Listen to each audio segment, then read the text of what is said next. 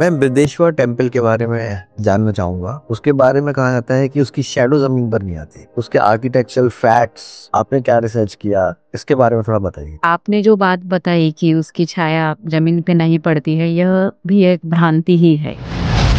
इस मंदिर की यह है कि 11वीं शताब्दी में जब यह बनाया गया था तो वह विश्व में की सबसे ऊंची वास्तु थी। इसलिए फिर राजा ने स्थपति को पूछा कि मंदिर तो बहुत मेरे मन के जैसा बना है, लेकिन ये कभी गिरेगा क्या? तो स्थपति ने तुरंत जवाब दिया, राजा मंदिर क्या, उसकी छाया भी जमीन पर नहीं गिरेगी। 1,30,000 टन ग्रेनाइट इसका इस्तेमाल किया गया है, क्योंकि रिसर्च ये कहती है कि उस एरिया में ग्रेनाइट नहीं तादाद में नहीं था नहीं था। और उसको कहीं बाहर से लाया गया। तो इतना ग्रेनाइट कैसे लाया गया, that is also a mystery. तो ग्रेनाइट वहां पे है, नहीं है ऐसी बात नहीं है, लेकिन ये बात है कि दूर से उन्होंने तब ढूंढ मतलब लाया था वहाँ। आपको क्या लगता है हमारी हिस्ट्री बुक्स में क्यों नहीं बताया गया हमको इन सब राजाओं के बारे में, ये सब आर्किटेक्चरल फैक्ट्स के बारे में? मेरे ख्याल से आप बहुत ज्यादा अच्छी तरह से इस बात को जानते हैं, फिर भी मैं मेरे तरफ से जवाब दूंगी। हमारे यहाँ पे आक्रमणकारियों का इतिहास ही हमें पढ़ाया गया है और यही बातें हमारे मन तक पहुंचाई गई है आज तक। चलिए मैम, अगले टेम्पल की बात करते हैं। अभी हमने बात की कैलासा टेम्पल के बारे में और अब हम डिटेल में बात करेंगे बृहदेश्वरा टेम्पल के बारे में। बृहदेश्वरा टेम्पल की भी अपनी कहानी है, अपना आर्किटेक्चरल फैक्ट है। जब मैंने ये किताब पढ़ी डायनेस्टीज ऑफ डिवोशंस, तब मुझे पता चला कि यार इस टेम्पल का आर्किटेक्चर इतना स्ट्रॉन्ग है कि इसकी खुद की शेडो चाहे सन किसी भी डायरेक्शन में हो ज़मीन पर पड़ती ही नहीं है। तो हम दीपा मैम से डिटेल में बात करेंगे इस टेम्पल के बारे में और इसके आर्किटेक्चरल फैक्ट्स के बारे में, तो बने रहना पूरे वीडियो में। मैं बृहदेश्वर टेम्पल के बारे में जानना चाहूँगा। उसके बारे में कहा जाता है कि उसकी शैडो ज़मीन पर नहीं आती। तो उसके आर्किटेक्चरल फैक्ट्स आपने क्या रिसर्च किया, इसके बारे में थोड़ा बताइए। आपने जो बात बताई कि उसकी छाया जमीन पे नहीं पड़ती है, यह भी एक भ्रांति ही है, लेकिन उसके पीछे एक मज़ेदार कहानी बताई जाती है। यह मंदिर जब बना 11वीं शताब्दी में, चोल राजवंश के राजराज चोल राजा ने इस मंदिर का निर्माण किया था। उसे शुद्ध स्थापत्य का नमूना माना जाता है। शुद्ध स्थापत्य मतलब शुद्ध हिंदी को हटा के आप समझाएं। मतलब एक ही मटेरियल में पूरा मंदिर बनना। अच्छा। तो वहाँ पे ग्रानाइट का यूज़ किया गया है। पूरा मंदिर या फिर गोपुरम जो भी हम देखते हैं वो सभी में ग्रानाइट का ही यूज़ किया गया है, इसलिए उसे शुद्ध स्थापत्य का नमूना, मतलब ईंट वगैरह बाकी कुछ भी यूज़ किया गया नहीं, इसलिए उसे शुद्ध स्थापत्य का नमूना माना जाता है। दूसरी बड़ी बात इस मंदिर की यह है कि 11वीं शताब्दी में जब यह बनाया गया था तो वह विश्व में की सबसे ऊंची वास्तु थी, सबसे टॉलेस्ट थी। 66 मीटर्स हाइट उस मंदिर कब बनाया गया ये? 11वीं शताब्दी में। 11वीं शताब्दी में चोल राजा ने बनाई थी वह वास्तु। उसकी दूसरी विशेषता यह है कि इतनी बड़ी इतना ऊंचा मंदिर है वो, लेकिन उसकी नींव जो है सिर्फ 5 फीट अंदर गई है जमीन के। और इतने साल हो गए उसको बनने के बाद भी, फिर भी नेचुरल कैलेमिटीज़ इतनी आई, फिर भी वह कुछ भी मतलब उसको नुकसान नहीं पहुंचा हुआ है। और वही हम लोग अगर देखते हैं तो विश्व के सबसे ऊंचा टावर, उसके बारे में जब हम विचार करते हैं तो हमारे मन में ऑब्वियसली ख्याल आता है कि इटली का जो आईफिल टावर नहीं, पेरिस का झूलता मनोरा जिसे बोलते हैं, जो 7 लीनिंग टावर ऑफ इटली जो है वह, उसके बारे में हम अगर हम इटली को छोड़ भी हैं, हिंदुस्तान में अगर हम एंशिएंट मीनारों की बात करते हैं, सबसे ऊंची है कुतुब मीनार ही लोग जानते हैं। तो आपसे बात करते करते जब मैंने थोड़ा सा गूगल किया तो पता चला कि कुतुब मीनार तो 13th सेंचुरी में बना है। हाँ, नहीं, और ये 11th में बना है। ये तो आप बात सुनिए कि लीनिंग टावर जो है पीसा का लीनिंग टावर, हाँ पीसा का, इटली, हाँ पीसा का लीनिंग टावर जो है उसके बारे में बोला जाता है कि सबसे टॉलेस्ट वह थी। और उसका 7 मतलब आश्चर्य जो है, 7 आश्चर्य, उनमें समावेश किया गया है। लेकिन देखिए कि वह उसको बनने के लिए 200 साल लगे थे, और हमारा जो मंदिर है बृहदेश्वर का, वह बनने के लिए सिर्फ 6 साल लगे थे। और उसके बाद में भी पीसा का जो लीनिंग टावर है उसकी हाइट सिर्फ 57 मीटर्स है। और हमारे इसके 66 मीटर्स है। वह हम्म। बनने के बाद में 200 साल लगे पिसा का लीनिंग टावर बनने में, और उसके बाद बनने के बाद तुरंत वह झुकना शुरू हो गया था। उसके बाद उसके लिए बहुत पैसा खर्चा किया गया, उस पे उपाय किए गए, फिर भी 4 अंश में वह झुका ही है। और लीनिंग हो गया इसलिए उसका समावेश 7 आश्चर्यों में हुआ। लेकिन हमारा जो इतने सालों से खड़ा हुआ 66 मीटर बताया आपने। यस 66 कुतुब मीनार मीटर्स 72.5 है। हाँ, लेकिन वो बाद में बाद की में बात बनाया है। हो। और ये मंदिर मतलब बहुत बड़ी वास्तु है वह, यह मंदिर तो आज तक उसको कुछ भी नहीं हुआ है। तो आपने जो पूछा था सवाल, तो ये जब सब मंदिर बन गया, बनने के बाद में चोल राजराज चोल जो है वह मंदिर देखने को आए, ये कहानी बताई जाती है। उसको कुछ भी प्रमाण हम लोग नहीं दे सकते हैं। तो राजा आते हैं देखने के लिए, बहुत प्रसन्न हो जाते हैं क्योंकि उन्होंने मंदिर का एक सपना देखा था। बहुत दूर तक देखने वाले राजा थे, बहुत बड़े सपने देखने वाले राजा थे, और उन्होंने जो भी सपना देखा था वो मंदिर के रूप में पूर्ण हुआ था।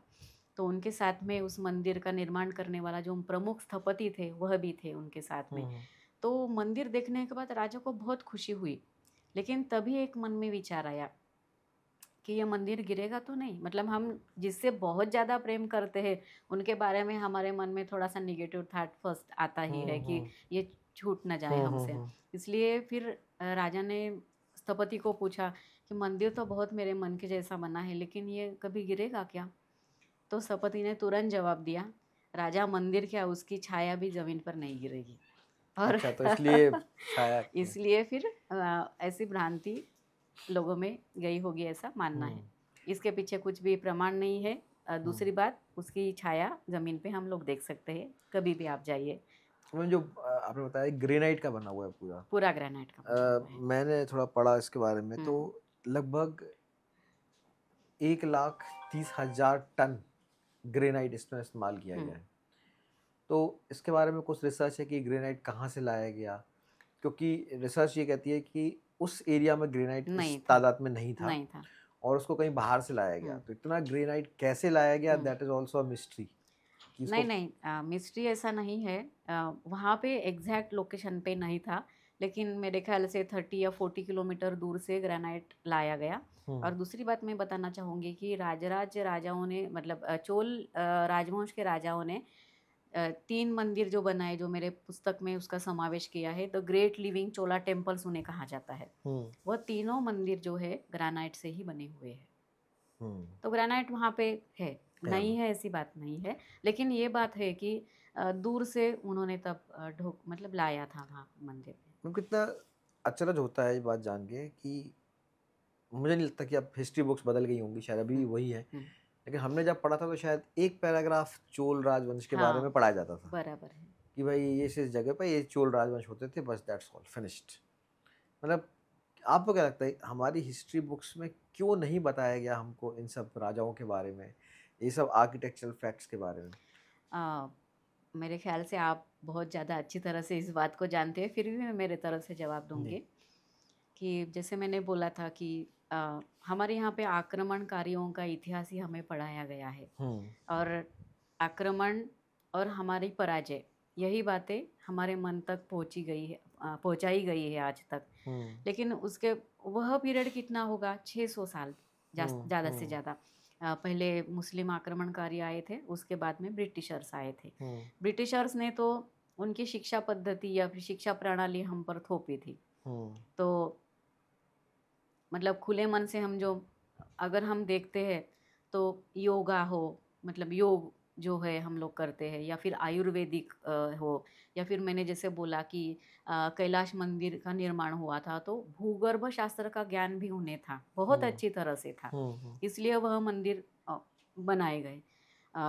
लीनिंग टावर झुका लेकिन हमारा मंदिर इंटैक्ट रहा, उसका कारण वही था कि भूगर्भ शास्त्र का ज्ञान भी उन्हें था। कई मंदिरों में हम लोग देखते हैं, जैसे मैंने एक मंदिर का आर्टिकल लिखा है उस पर, ऐरावतेश्वर मंदिर, वहाँ पे 7 ये है स्टेयरकेस है जिसको 7 स्टेप्स है, और अगर हम उसको धीरे से मारते हैं तो उसमें सारे ग म प ध नि सा का साउंड आता है। मतलब साउंड का भी ज्ञान उन्हें था, पत्थर से साउंड कैसा निकालना है, उसके लिए पत्थर को क्या प्रक्रिया करनी चाहिए, उसका भी ज्ञान उनको था। लेकिन बाद में ये लुप्त कैसे हो गया? तो उसका कारण यही है कि आक्रमणकारी आए। मंदिर जब हमारे बनते थे ये, उसके लिए 200 300 साल हमारे राजवंश वहाँ पे थे, स्थिरता थी, सभी सामाजिक या राजकीय स्थैर्य था, इसके लिए विकास होता था। और विकास के बाद में कलाकृतियाँ निर्मित होती थी, यह भव्य मंदिरों जैसी। लेकिन आक्रमणकारी आने के बाद में ये सब पूरी तरह से मंदिर बनना बंद हो गया। और धीरे धीरे यह जो ज्ञान था वह लुप्त होने लगा। उन्होंने पहले राज्य किया मुस्लिम आक्रमणकारियों ने, बाद में ब्रिटिश लोग जो आए उन्होंने तो अपनी शिक्षा प्रणाली यहाँ पे हम लोगों पे ऊपर थोपी, तो आत्मविश्वास भी हमारा कम होते गया। और हम लोग ये मानने के लिए भी तैयार नहीं कि इतनी सुंदर कलाकृतियाँ हमारे पुरखों ने बनाई है। इस तरह से हुआ। तो आपका सवाल क्या था? मैं यही था, मतलब कि हमें हिस्ट्री बुक्स वगैरह में पढ़ाया नहीं गया इनके हाँ, बारे में। वही वही तो अ, इतना देदीप्यमान और गौरवशाली इतिहास था हमारा पहले वाला। महाराष्ट्र की अगर हम बात करते हैं तो सातवाहन बोल के राजा थे। तो उनका तो रोम से ग्रीक वगैरह उन सभी से व्यापारिक संबंध थे, उसके एविडेंस भी आज हमें मिलते हैं। लेकिन इसके बारे में हमें कभी बताया गया नहीं है। या फिर गुप्ता राजा हो या वाकाटक राजा हो, चालुक्य राजा, पांड्य राजा, उन्होंने कितने तो सुंदर काम किए हैं, इसके बारे में हमें कुछ भी पढ़ाया गया नहीं है। और बाकी जो पराजय का इतिहास है वही हम लोग पढ़ते हैं, इसलिए पता नहीं है। तो उद्देश्य तो मेरा यही था कि ये इतिहास लोगों तक पहुँचे। बहुत अच्छा मैम। मैम इसी में जो अपना हम जिस टेम्पल की बात कर रहे हैं, बृहदेश्वर टेम्पल के बारे में, इसमें एक और बोलते हैं कि यहाँ पे एक फ्लोटिंग नंदी है। क्या है? नंदी की मूर्ति जो हाँ, फ्लोटिंग है। नहीं नहीं, ऐसा कुछ नहीं है। ये मिथ है? नहीं, मिथ है।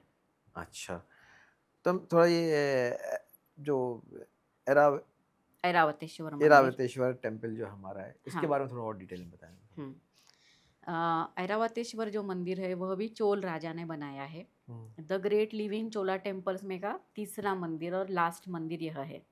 उसकी विशेषता मतलब यह है कि चोल डायनेस्टी जो थी उन्होंने द्रविड़ शैली की मंदिर निर्माण किए थे और उसे एक ऊंचाई तक वो लोग लेके गए थे। तो पहले दो मंदिर तो उसका उत्कृष्ट नमूना ही माने जाते हैं, दोनों बृहदेश्वर नाम से ही जाने जाते हैं। और ये जो तीसरा मंदिर है उसे ऐरावतेश्वर कहा जाता है। वह ऐरावत हाथी के ऊपर है इसका नाम। हाँ, 150 साल बाद में बना है ये मंदिर। ये जो पहले दो मंदिर मैंने बताए उसके बाद में। तो ऐरावतेश्वर क्यों कहा जाता है, उसकी एक छोटी सी स्टोरी है। हाँ, वही मैं जानना चाह रहा हूँ। हाँ, तो उसमें क्या हुआ था ना कि ऐरावत जो है वह समुद्र मंथन के समय पर निकले थे और फिर इंद्रदेव ने अपना वाहन उसे स्वीकारा और इंद्रदेव के सेवा में हो रहे थे। उनका अलग बात यह थी कि उनका वर्ण जो था श्वेत था, वाइट कलर के थे वो। और उनको बहुत बड़ा गर्व था अपने रंग के ऊपर, कलर के ऊपर। तो एक बार क्या हुआ कि दुर्वास मुनि जो है वह तो गुस्से वाले प्रसिद्ध है, कोपिष्ठ रहते हैं। तो ऐरावत ने कुछ दुर्वर्तन किया उनके साथ में। तो उनका गुस्सा बहुत टूट पड़ा और उन्होंने बोला कि आपके वर्ण के कारण आपको ज़्यादा आप इस तरह से बर्ताव कर रहे हो तो ये वर्ण चला जाएगा आपका। तो सफ़ेद रंग गायब हो गया उनका, ऐरावतेश्वर का। तो बहुत दुख हुआ क्योंकि वो बहुत प्यार करते थे खुद के वर्ण को। फिर किसी ने उनको बोला कि आप जहाँ पे आज ऐरावतेश्वर मंदिर है वहाँ पे जाइए और शिव जी की भक्ति कीजिए, आराधना कीजिए, तो शायद कुछ बात बन जाएगी। इसलिए वह स्वर्ग से धरती पर आए और जहाँ पे ऐरावतेश्वर मंदिर बना है वहाँ पे एक कुंड था। उस कुंड में रोज़ वो स्नान करते थे, वहाँ के कमल के फूल लेके भगवान शिव जी की प्रार्थना करते थे, पूजा करते थे। उसके बाद में शिव जी प्रसन्न हुए उसी जगह पे और उसे अपना वर्ण वापस मिल गया और वह स्वर्ग चले गए ऐरावतेश्वर। तो इसलिए उस मंदिर को ऐरावतेश्वर बोला जाता है। कोई यमराज की भी कहानी जुड़ी है? यमराज की भी कहानी इसी मंदिर से जुड़ी हुई है। तो क्या हुआ था कि यमराज जो थे किस वजह से, वह कहानी मैंने ढूंढने की कोशिश की लेकिन मिली नहीं। लेकिन एक बार यमराज जी को कुछ अंदर से दाह होने लगा, पूरा शरीर अंदर से जलने लगा उनका। पता नहीं चल रहा था क्यों हो रहा है, बहुत बेचैन हो गए, अस्वस्थ हो गए कि क्या करूं मैं इसके लिए। तो बहुत से उपाय करके देखे, फिर भी उनको आराम नहीं आया।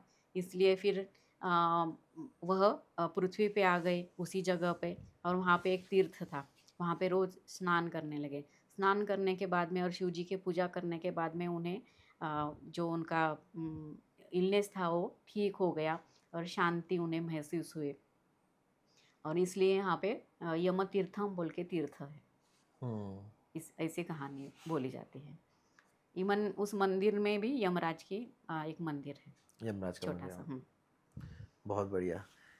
और ये जो मंदिर है ना, ऐरावतेश्वर मंदिर, उसकी एक अलग बात मैं आपको बताती हूँ। वहाँ पे मैंने जैसे बोला कि सप्तसूर निकलने वाली स्टेप्स है, 7 स्टेप्स वाली स्टेयरकेस है ही। उसके बाद में उसका आर्किटेक्ट जो है ना बहुत ही अलग है, स्थापत्य रचना अलग है। तो जहाँ वहाँ का जो पहला मंडप है, उस मंडप को रथ की संकल्पना दी गई है कि रथ की तरह से उस मंडप को घोड़े खींच रहे हैं, ऐसा वहाँ पे पत्थरों में उकेरा गया है। और उसका हम लोग मतलब बड़ा व्हील देखते हैं, मतलब सूर्य जी की मूर्ति भी वहाँ पे स्थापित की गई है, इस तरह से है। और दूसरी बात यहाँ पे अलग बात यह है कि मिनिएचर कार्विंग हम लोग वहाँ पे देख सकते हैं, बहुत ही सुंदर कार्विंग है। और मुझे भाने वाली सबसे ज़्यादा बात यह है कि हम लोग जब उस मंदिर में जाते हैं ना, तो एक छोटा बच्चा जैसा मेले में आने के बाद खुश हो जाता है, उसको लगता है कि क्या देखूँ क्या ना देखूँ, ये पकड़ो वो पकड़ो, क्या मांगू मम्मी डैडी से। उस तरह से हम लोग जब मंदिर में एंटर करते हैं तो इतनी सुंदर स्कल्पचर्स है वहाँ पे कि हम ऐसा स्तब्ध रह जाते हैं कि छत पे भी है, स्तंभ पर भी स्कल्पचर्स है, और अलग अलग टाइम के हैं। मतलब पहले मंडप पे हम लोग जाते हैं तो वहाँ पे स्कंद पुराण जो है वह बेस लिया गया है, और उसकी स्टोरीज है, जैसे शिव पार्वती का विवाह से लेकर सभी गण जा रहे उनके विवाह में, कोई नाच रहा है, गा रहा है या बजा रहा है। बहुत ही सुंदर, ऐसा लगता है कि हम ही शिव जी की शादी में जा रहे हैं। तो देखने के बाद प्रसन्नता होती है। बाद में अंदर जाएंगे तो 108 जो मुद्राएं रहती है नृत्य की, भरतनाट्यम की, वहाँ पे हम लोग देख सकते हैं। ऐसा बोला जाता है कि भरतनाट्यम का वहाँ पे सेवा दी जाती थी, और नर्तकी आकर वहाँ पे भगवान को सेवा देती थी, उस तरह की। और एक खासियत उस मंदिर की यह है कि 6 शताब्दी से 8वीं शताब्दी तक कुछ बहुत बड़े शिव भक्त होकर गए, जिन्हें नायनार बोला जाता है शैव पंथ में। तो उनकी संख्या है 63। तो वह जो संत हुए हैं, उनके जीवन में जो महत्वपूर्ण घटनाएं घटित हुई है, उसका पूरा स्कल्पचर हम लोग पूरे मंदिर के ऊपर देख सकते हैं। एक लाइन पूरी उनकी है, जो देखते हैं तो कार्टून फिल्म हम लोग देख रहे हैं ऐसा आभास होता है। बहुत ही प्यारी वहाँ की शिल्पकला है। आपने इतना अच्छा डिटेल में बता दिया कि मुझे तो ना मंदिर जाने का मन करने लग गया है। नहीं, एक बार आप जाइए, बहुत पसंद है जरूर मंदिर जरूर ये। जाऊंगा मैं। मतलब मुझे बहुत ज़्यादा इंटरेस्ट आ रहा है कि वैसे मुझे हिस्ट्री बहुत पसंद है, तो हिस्ट्री और हिस्टोरिकल चीज़ें मुझे बहुत ज़्यादा एक्साइट करती हैं। और जिस ढंग से आप समझा रहे हो ना, मेरे को सीरियसली मन कर रहा है कि मैं जल्दी जल्दी जाके, और मैं ज़रूर जाऊंगा। जब जाऊंगा तो मैं आपको फ़ोटो ज़रूर भेजूंगा। जरूर जाइए, या फिर मेरे से बात भी कीजिए, मैं आपको बोलूँगी कि क्या देखना चाहिए। हाँ बिल्कुल और बिल्कुल वहाँ पे बिल्कुल। कैसा है ना कि बाहरी और तब के ज़माने में क्या क्या होता था उसका भी दृश्य बताए गए हैं। इसमें एक मेरे को बहुत अच्छा लगा, वह है कि एक प्रेग्नेंट वुमन है, और उसके डिलीवरी के लिए उसके फ्रेंड्स उसको हेल्प कर रहे हैं। ओके। ऐसा भी एक अनोखा वहाँ पे हम लोगों को देखने को, समाज जीवन का पूरा चित्रण वहाँ पे है कि क्या पहनते थे वहाँ के लोग, कैसे रहते थे। उसमें एक ये है कि जिसमें एक जो औरत है, लेडी जो है, वो अपने पति का या हस्बैंड जो बॉयफ्रेंड जो भी होगा, उसके जोर से बाल खींच कर मार रही है। इस तरह से भी लेडीज तब से ही मार रही है। तो महिला सशक्तिकरण का दृश्य वहाँ पे दिखता है। लेडीज मारती है ये दिखता है, लेकिन वो मेल ने आजकल क्या सोनम किया वाला केस उसके ज्यादा चल रहा है पहले ना। का किस्सा आपको नहीं पता होगा। आजकल सोनम वाला केस ज्यादा चल रहा है। तो मैं अगला जो हम मंदिर के बारे में बात करना चाहते हैं वो है आपका चिन्नाकेश्वर टेम्पल के बारे में। चेन्नकेश्वर टेम्पल। तो इसके बारे में बताइए। चेन्नकेश्वर टेम्पल जो है ना, वह कर्नाटक में होयसाला डायनेस्टी थी। उन्होंने, उनके विष्णुवर्धन नाम के राजा थे, उन्होंने बनवाया। तो राजा की स्टोरी में कौन सी पहले सदी में बना? ये 12वीं शताब्दी में बनाया गया था। तो ये जो मंदिर है ना, वह वेसार शैली के है। तो विशाल हाँ, मैं बोलती हूँ, बताती हूँ आपको, ज़्यादा टेक्निकल बातों में नहीं जाएंगे हम, फिर भी हाँ। थोड़ा थोड़ा ऊपर का बताती जी। हूँ मैं। तो साउथ इंडिया में द्रविड़ शैली के मंदिर रहते हैं, और अपने उत्तर भारत में जो है वो नागरी शैली के रहते हैं। नागर थोड़ा सा आप शैली, इसको अगर एक्सप्लेन कर सकें। हाँ, नागर शैली के मंदिर उत्तर भारत में होते हैं, और साउथ में द्राविड़ शैली के होते हैं। मतलब द्राविड़ लेकिन शैली क्या होती है? द्राविड़ शैली में जैसे बोला, गोपुरम होता है, अच्छा, या उसके। फिर मंदिर का शिखर का निर्माण अलग तरह से होता है, और नागर शैली में वो अलग होता है। अच्छा।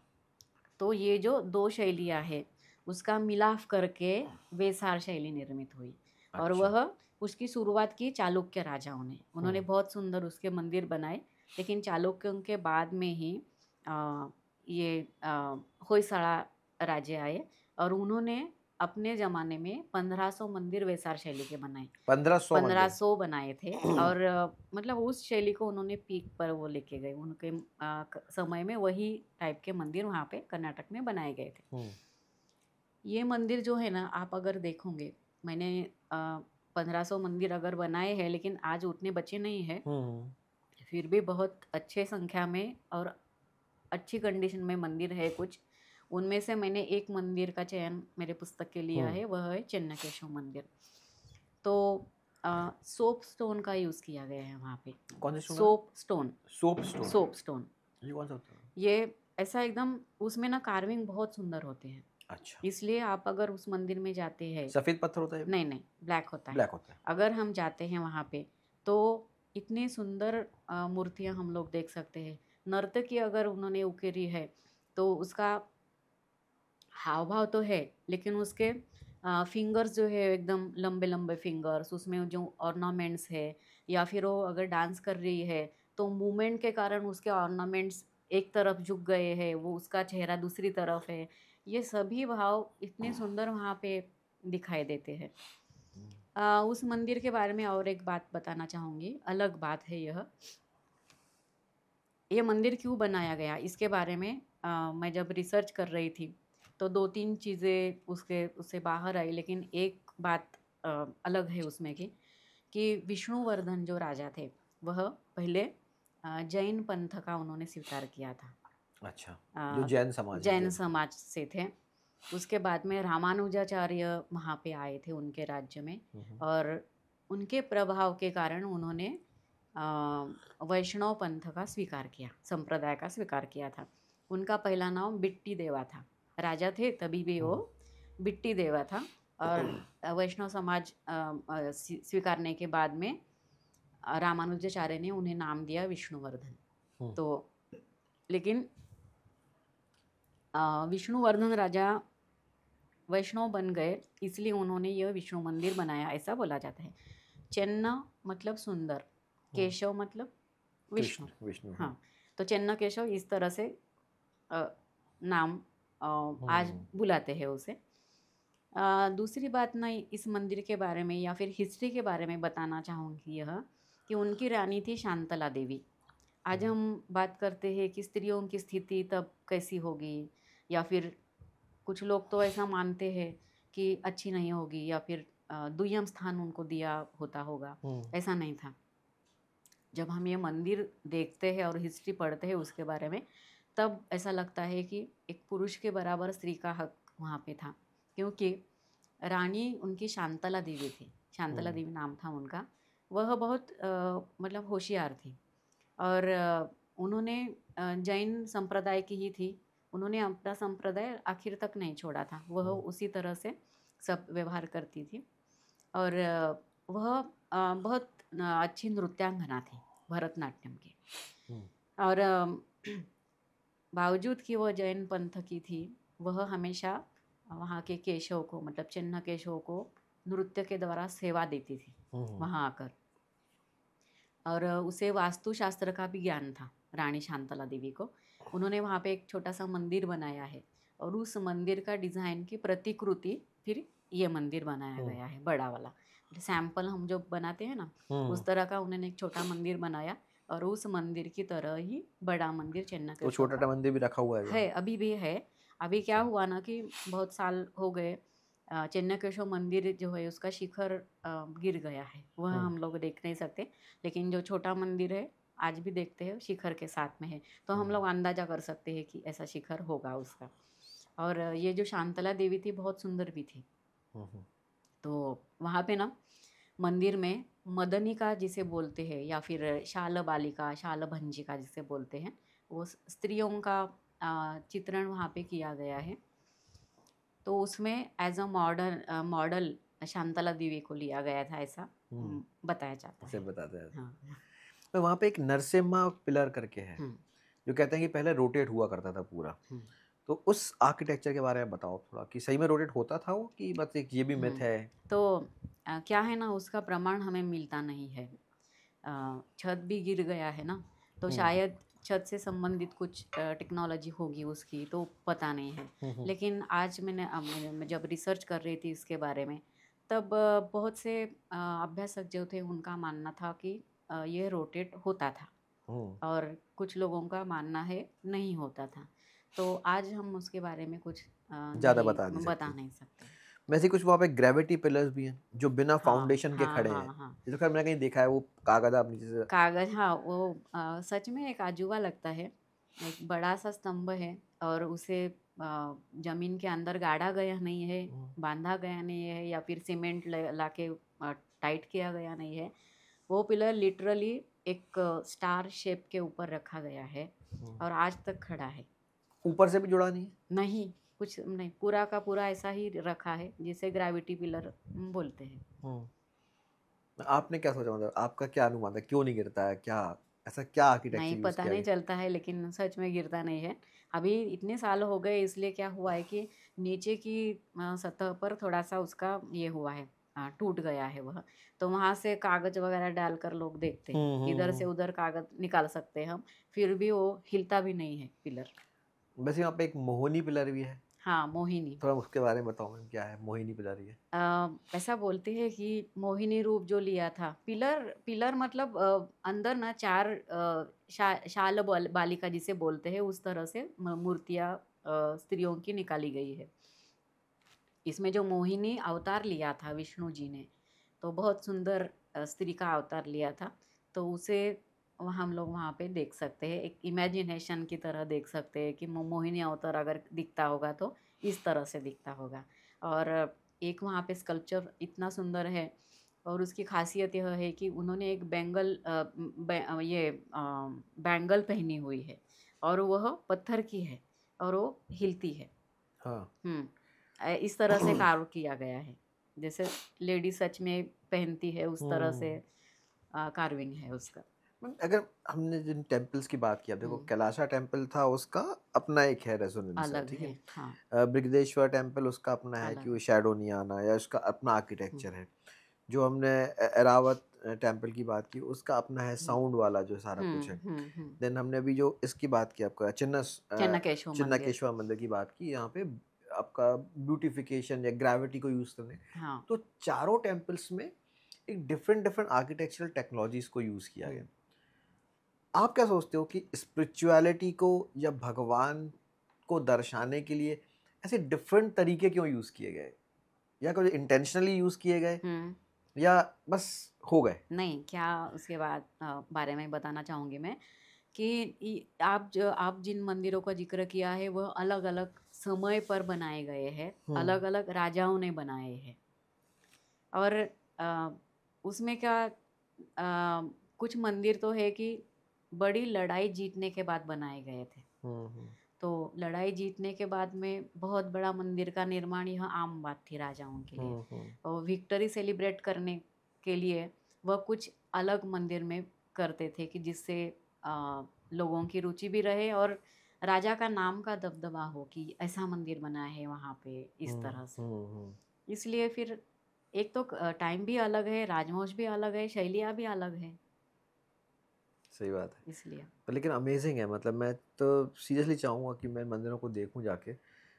फिलहाल मैं ऑडियंस से कहूँगा यार आप इस किताब को पढ़ना ज़रूर, क्योंकि मैम ने जितना बताया है ना हमको, ये वो 10% भी नहीं है इस किताब में जो है। और आपकी किताब में सबसे अच्छी चीज़ बताऊँ मैं क्या है, हम्म। जब मैंने बुक उठाई हम्म। तो मुझे लगा कि ना एक हिस्ट्री बुक टाइप होगी, हम्म। पर आपने ना इसको बड़ा व्लॉग टाइप का लिखा है। जैसे आजकल हम यूट्यूब पे व्लॉग देखते हैं ना हाँ कि हाँ। हम कहीं गए हैं तो हमारे ये कर रहे हैं वो कर रहे हैं, आपने इस ढंग से लिखा है कि आप यहाँ गए, फिर वहाँ पे टिकट लिया, फिर यहाँ गए, फिर ये हाँ। देखा। तो ऐसा लगता है कि आप एक व्लॉग पढ़ रहे हो, ठीक है? हम्म। तो अ, एक नॉन फिक्शन बुक होते हुए ना एक बहुत अच्छा इंटरेस्ट डेवलप होता रहता है, पर उसी बीच में आप कहानी भी सुनाते हो, जैसे आप अभी कहानी सुना रहे हो वैसे आपने सारी कहानी इसमें भी हाँ सुनाई। बराबर है। तो मुझे किताब बहुत अच्छी लगी, तो मैं ऑडियंस से भी डिस्कस यही कहूँगा कि यार आप ये ना किताब पढ़ना ज़रूर। ये हापर कॉलिन्स ने पब्लिश की है, लिंक डिस्क्रिप्शन बॉक्स में भी है, तो आप जाके एक बार लेके देखना, आपको मज़ा आ जाएगा बुक पढ़ के।